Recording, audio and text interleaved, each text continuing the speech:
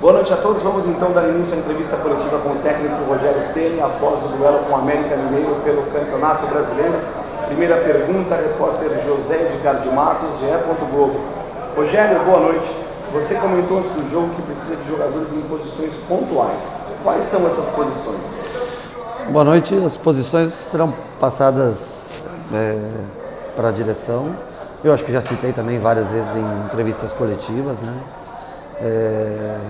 Que faltam algumas posições de 1 contra 1, lado de campo, enfim. É minha opinião, é a minha análise que eu passarei provavelmente numa reunião amanhã com a direção. André Ranieri, Rádio Energia 97. Rogério, quando você foi anunciado, dividiu os torcedores do São Paulo.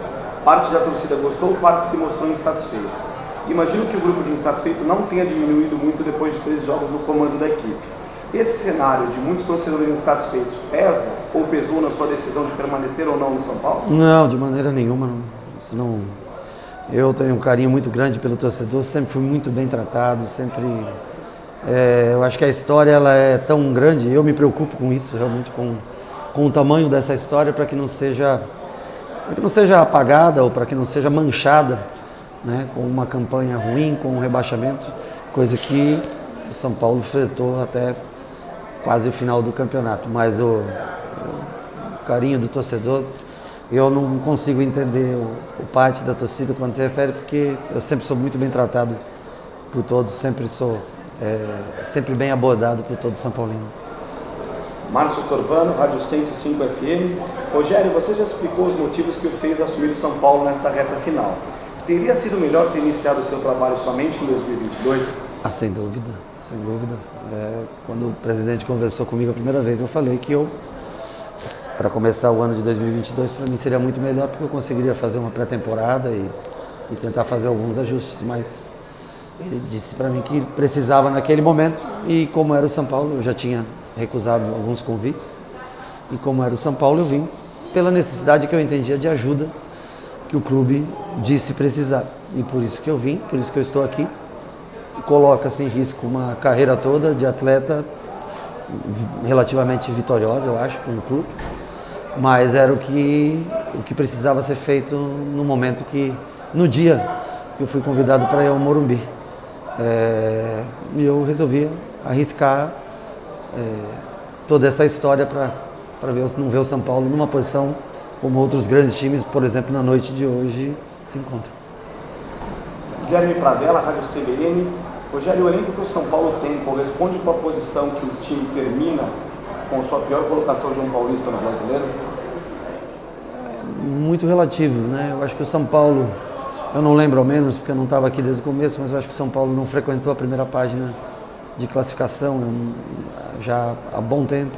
Sempre quando teve a chance de entrar, seja no início, no meio do campeonato ou agora na fase final, não conseguiu dar esse passo à frente. Hoje, por exemplo, com a vitória, acho que a gente terminaria em 9º lugar o campeonato, e com a derrota terminamos em 13º. Eu acho só que a posição, independente do 9º ou 13º, ela não condiz com a grandeza do clube, né? Com a história do clube. E é isso algo que me preocupa, se nós vamos ter condições de ter um time para brigar por uma posição melhor do que a desse ano em 2022. Marcelo Bassérgio, Gazeta Esportiva. Rogério, você teme se queimar como treinador do São Paulo a partir do momento em que não tem um material humano ideal que garanta a você condições de fazer um bom trabalho, passando a ser usado como uma espécie de escudo pela diretoria? Não, isso não tem escudo, não existe. Eu já vou para o meu 5º ano como treinador, com conquistas pelo Fortaleza, com conquistas pelo Flamengo. Eu acho que a história, logicamente, como atleta, ela nunca vai se apagar, e por isso vai ter sempre essa proximidade. Mas eu acho que o currículo dos últimos anos, se você analisar, você vai ver o porquê de estar aqui, aliado a toda a história, logicamente, que tenho com o São Paulo. Agora, sobre material humano, nós temos bons jogadores em determinadas posições. O que falta são outros jogadores para complementar o tipo de elenco que a gente tem, na minha modesta opinião. E a decisão de ficar ou não, logicamente, ela depende muito disso, porque eu não posso jogar uma história de 26 anos fora se eu não enxergar que nós temos condições de ser melhor do que nós somos nesse ano. Priscila Senhorães, TNT Esportes. Rogério, peço licença para abordar um assunto além do São Paulo. Esse ano o São Paulo brigou para não cair, mas se livrou, enquanto o Grêmio, outro clube de elite, acabou sendo rebaixado. O que você enxerga que ocorre com o futebol brasileiro nos últimos anos, onde vários times grandes estão sofrendo?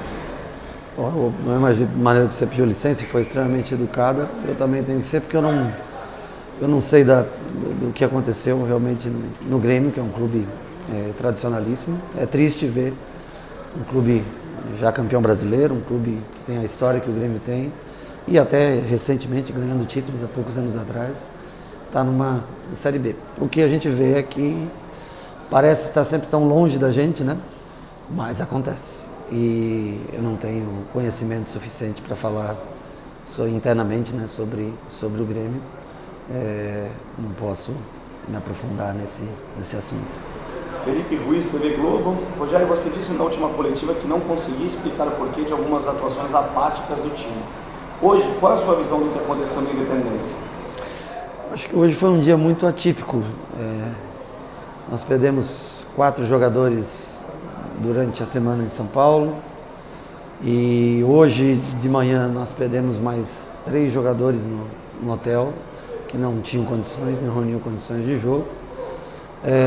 Eu acho que o time teve ainda, acho que o América foi superior ao São Paulo, mas no contexto geral nós tivemos a oportunidade de sair ganhando algumas vezes durante o jogo.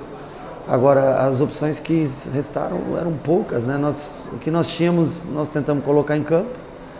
No banco ficaram 2 goleiros, o Luan, que não teria condições de jogar mais do que 10 a 15 minutos, porque muito recente a lesão que ele teve.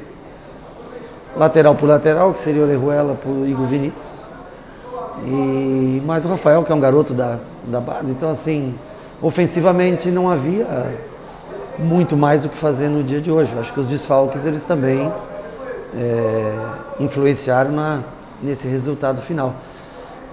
Mas o time, mais uma vez, não conseguiu, né, manter um nível de jogo como foi na segunda contra o Juventude. Última pergunta da coletiva, repórter Giovanni Chacon, Rádio Jovem Pan. Rogério, boa noite. Terminada a temporada 2021, agora sim você pensa no 2022 do São Paulo e fica na equipe para a próxima temporada? Esse é o momento da gente conversar, e nós vamos fazer isso, logicamente, para ver o que é possível a gente mudar, para ver quais são, né, o que o clube tem como meta para 2022. Repito, para mim é um prazer, eu gosto, eu sinto prazer em estar no São Paulo. Mas eu tenho uma história aqui dentro e qualquer coisa de ruim que aconteça em 2022, ela tem um peso muito grande para mim. Esse é o único problema que existe. Não é falta de vontade, de querer trabalhar. Eu gosto, eu me importo com o clube. Talvez até por me importar tanto,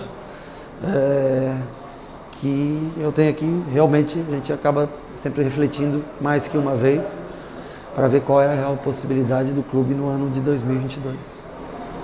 Encerramos então a entrevista com o técnico Rogério Ceni. Obrigado a todos, uma boa noite.